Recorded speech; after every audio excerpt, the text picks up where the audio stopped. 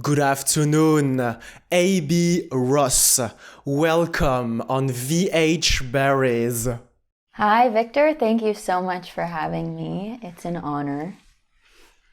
I am extremely grateful. How are you doing today? I'm pretty good. I've watched some other people on your channel that live in Vancouver, and I think we all say the same thing. It's a gloomy day, as per usual. Unless you were interviewing me in the summer. It's 9 months out of the year. Usually it's a pretty gloomy day, yeah. So it's cloudy, a little cold, nothing too exciting, but I'm doing well, thanks. How are you? It might be gloomy, but the light that you are bringing in the art is freezing each sequence brighter than the light inside the refrigerator that landlord Max installed in Erin and Katie's apartment. Thank you. Yeah, I'd like to think that I can brighten up someone's day. I tend to be a pretty happy, smiley person most of the time, unless you cross me.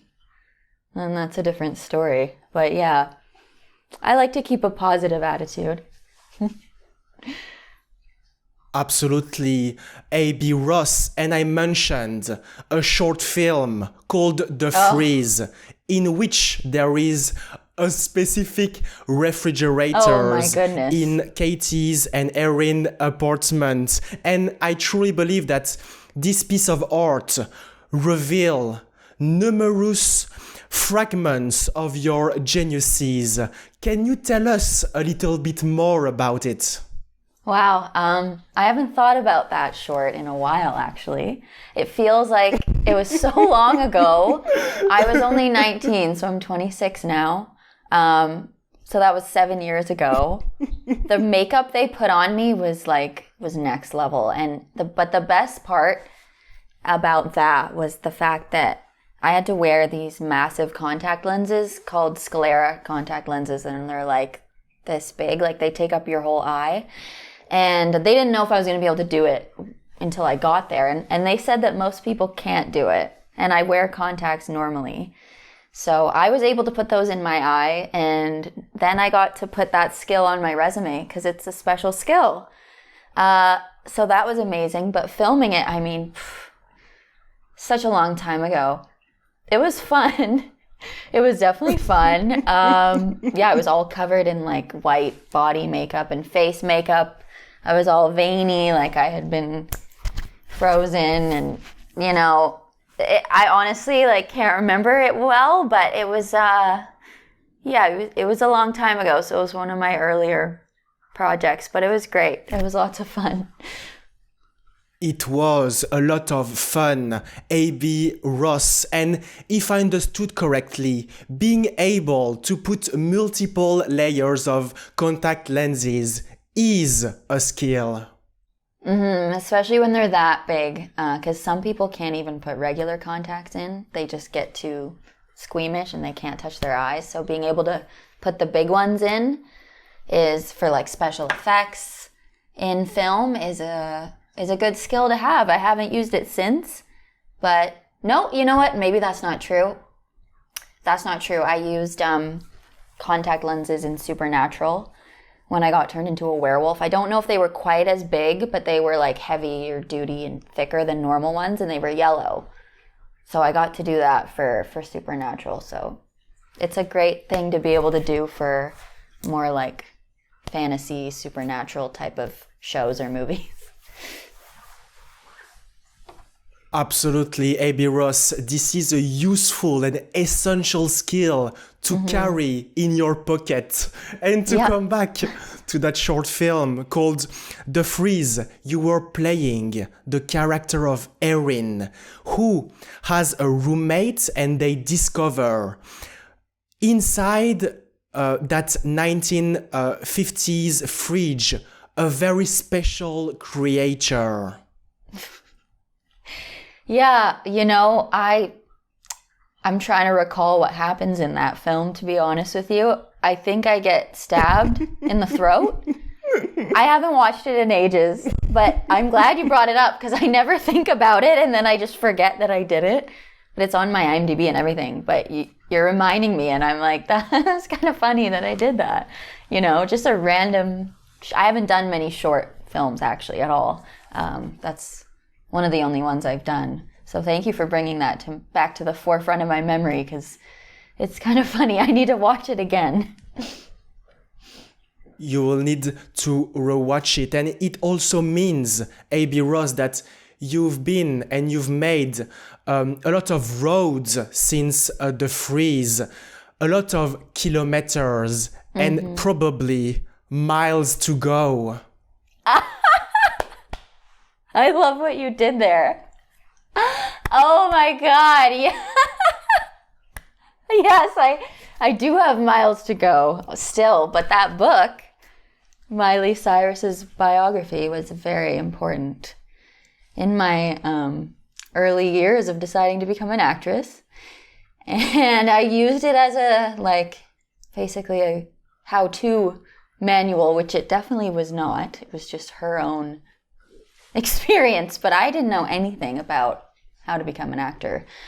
I just knew that I wanted to have a career like Miley Cyrus and be on a show like Hannah Montana, where I get to act and become a singer. Like, who wouldn't want that?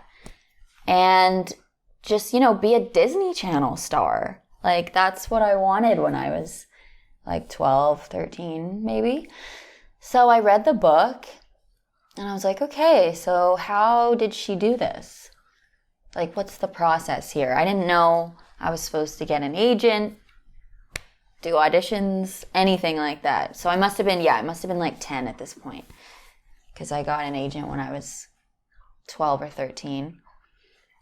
So yeah, that book, and I wish I still had it. You're making me want to go buy a copy again now, because I haven't read it in years, but it's so special to me. And Miley Cyrus is so special to me. I want to meet her one day. Miley, if you're watching, you were a huge inspiration to me, so please respond. In definitive, A.B. Ross, this memoir inspired you and made you the person that you are right now. A book that is made of 53 chapters that are that helped you along the way. Mm-hmm.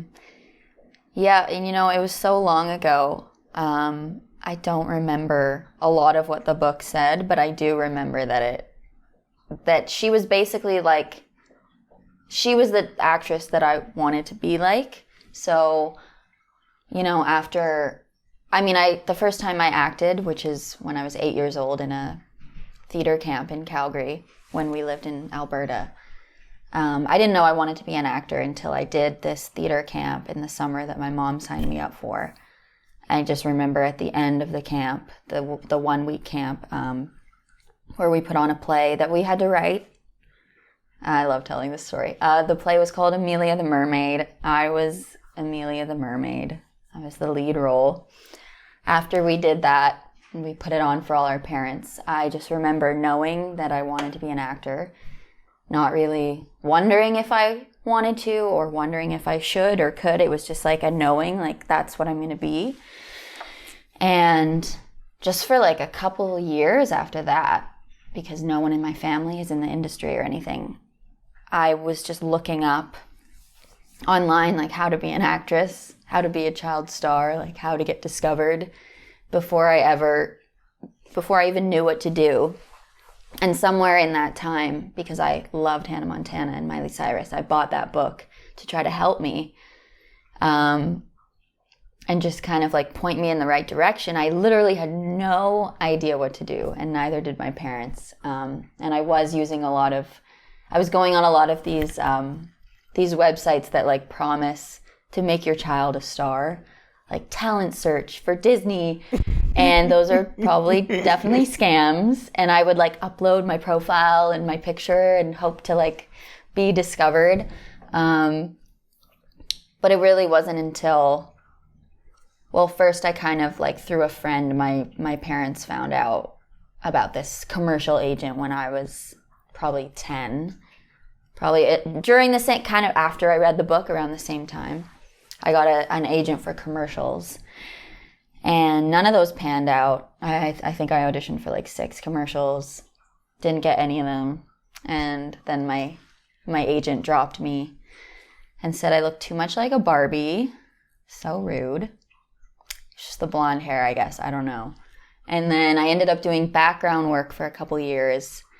And I thought, I don't even remember how I got that agent. I think it was, again, like through a school friend's mom kind of telling my mom.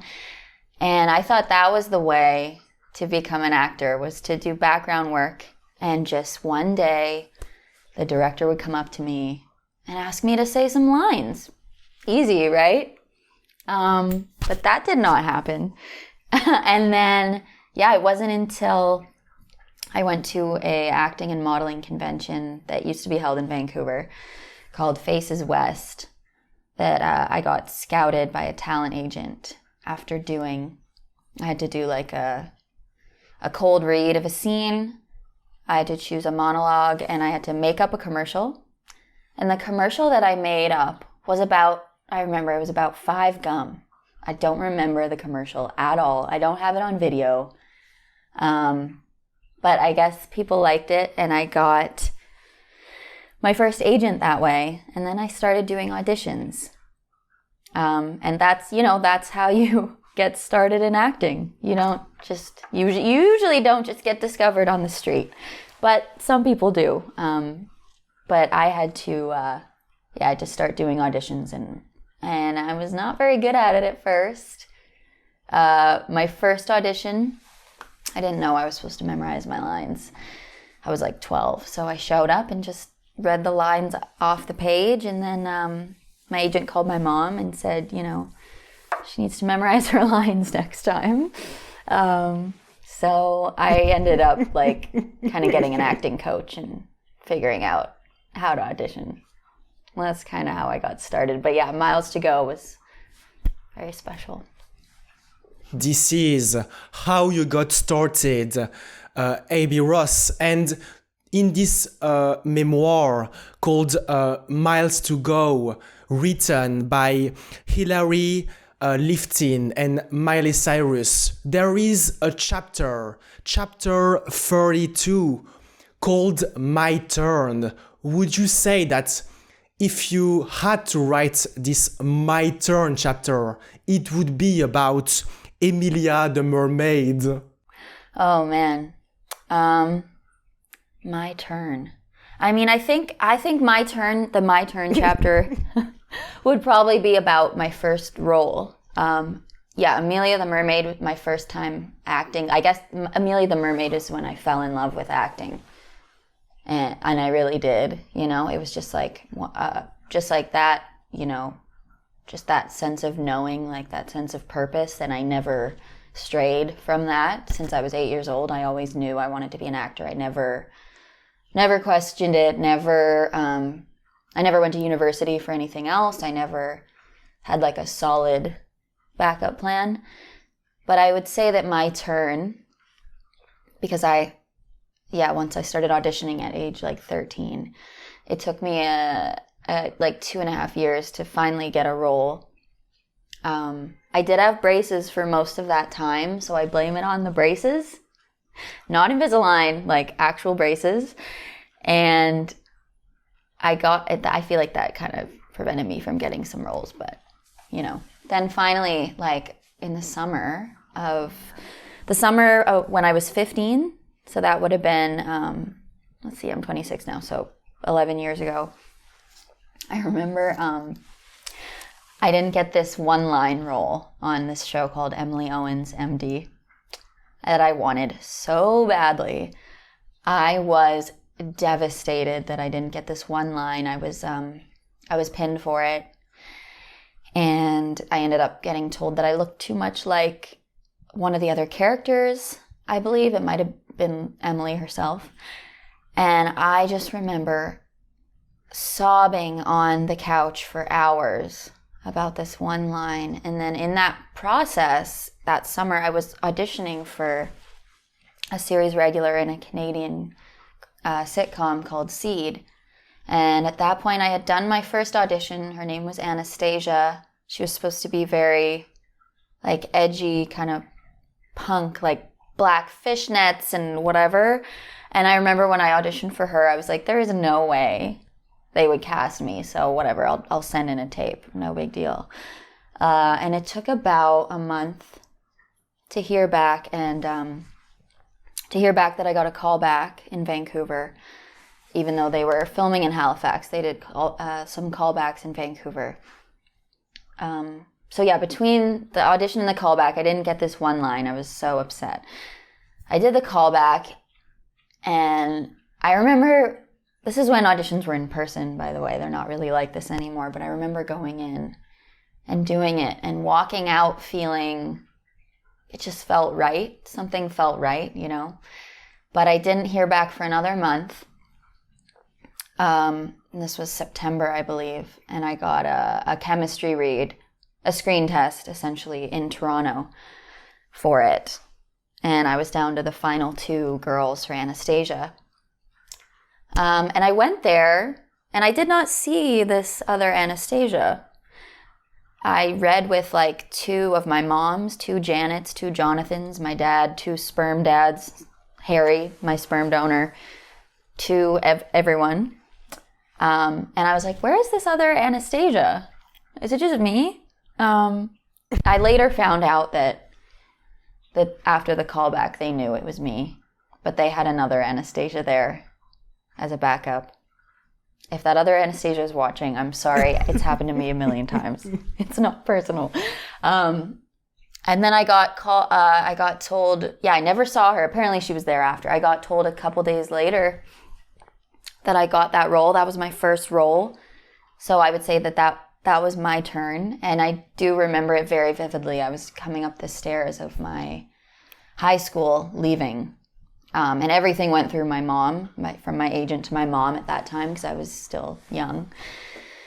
And she called me and she told me I got the role. And yeah, it was the best news ever. It was amazing. So that was my turn. That was my first role. And it was a significant role. So very, very special. Yeah, that's what started it all.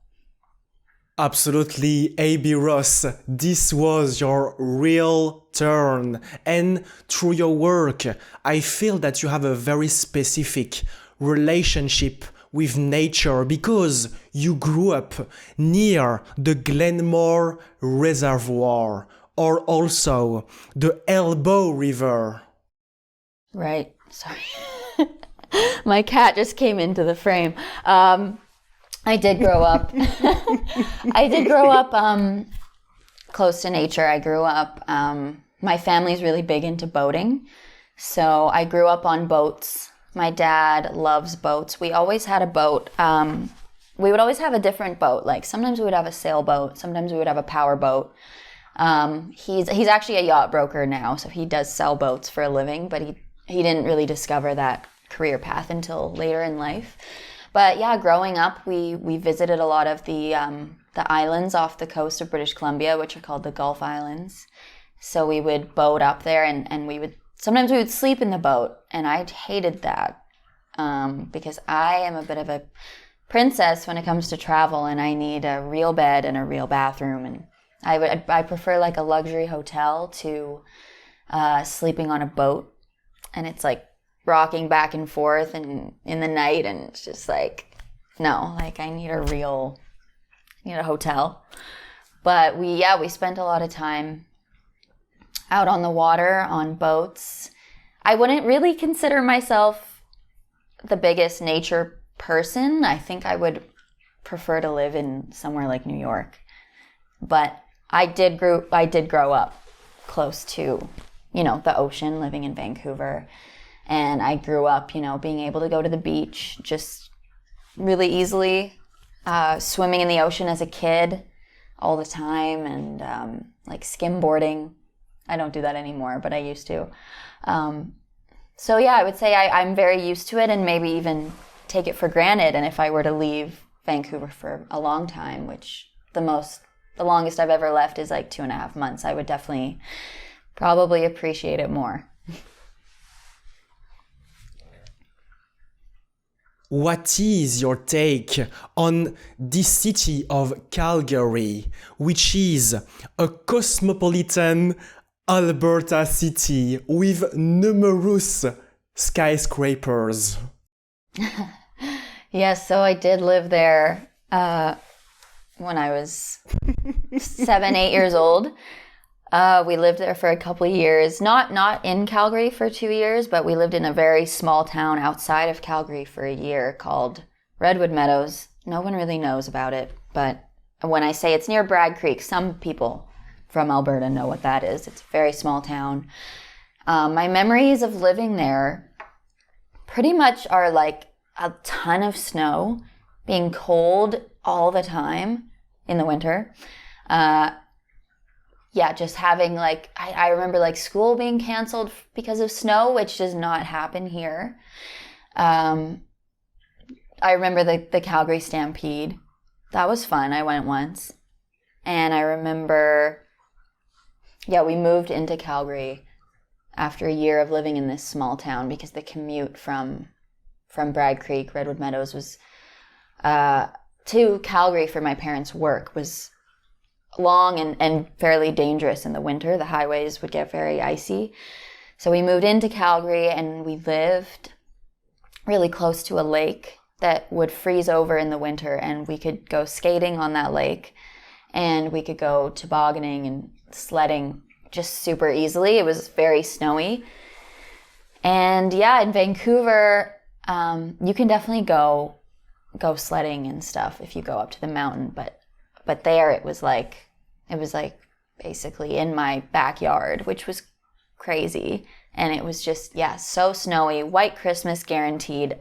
I don't think that we're going to have a white Christmas this year in Vancouver. It's very up in the air.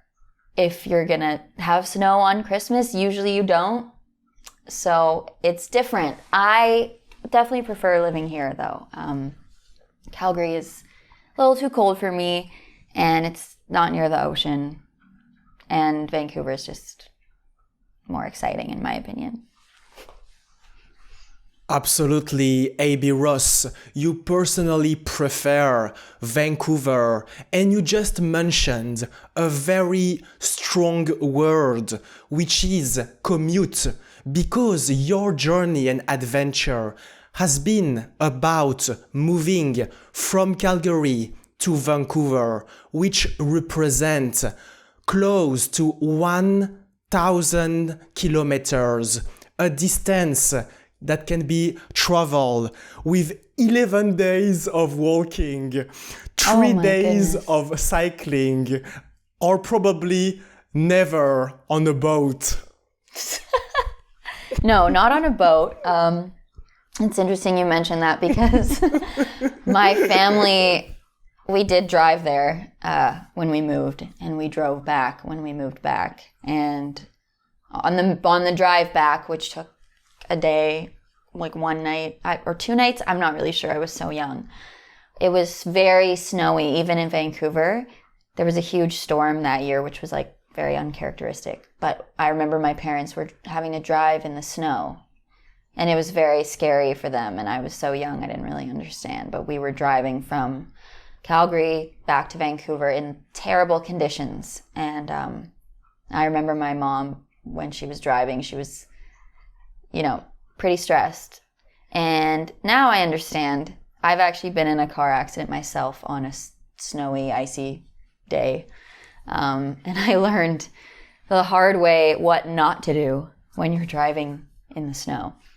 And now when it's snowing, I tend to just avoid driving because I don't want that to happen again.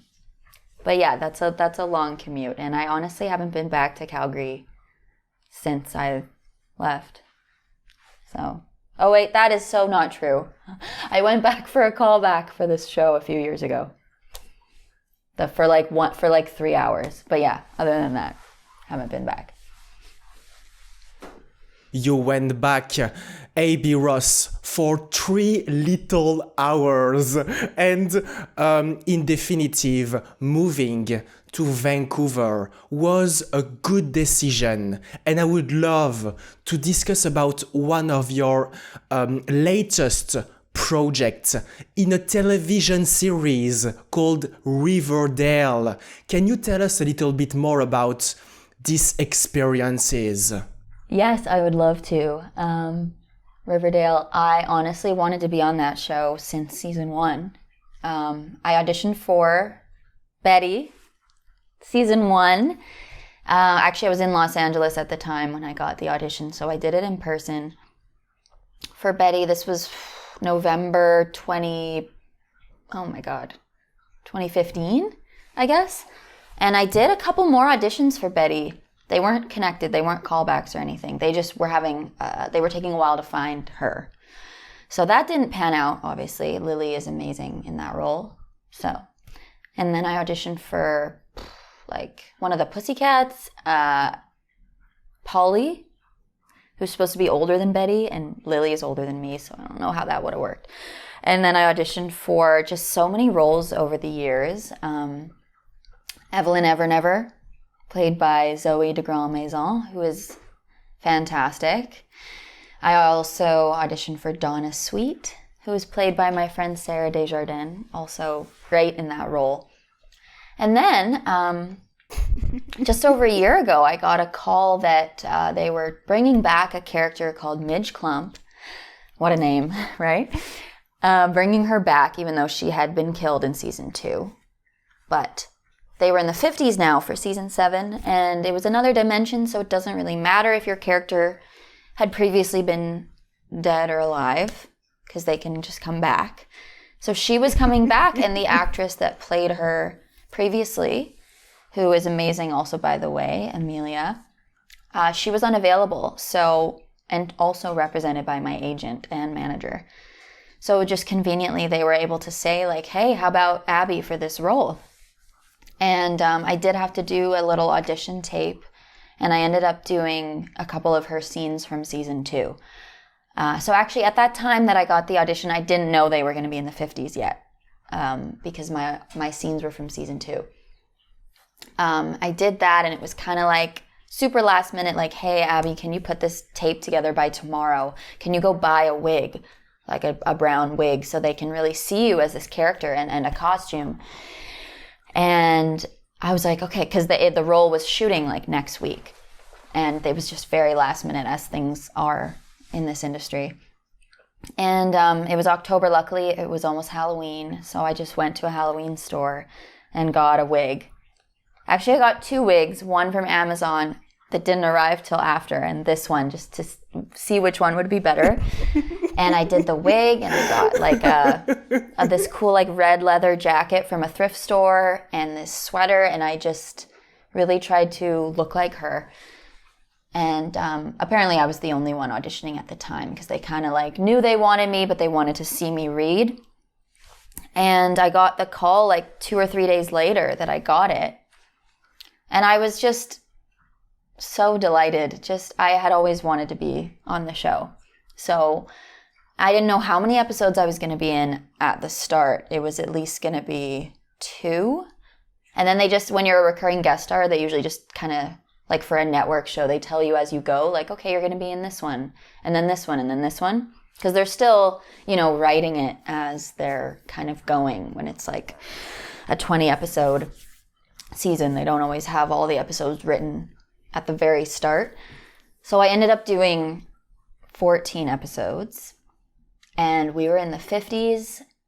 When I found that out, I was so excited. My costumes were so much fun, lots of skirts and dresses, and I felt so feminine, and and I had my wig was actually black hair, so I felt just completely transformed when I would go through hair and makeup. I was not Abby, and literally nobody on set, if they met me with the wig on, when I took it off, they would not recognize me. They would not know it was me.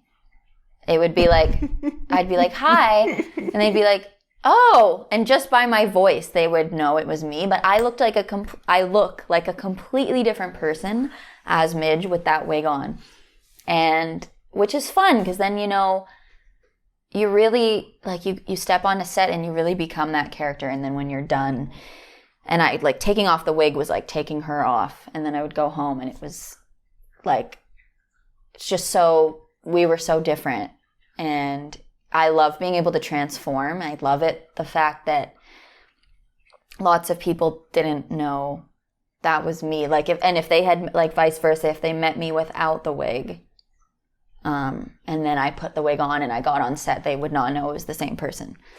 So honestly, that was so much fun. I love the cast.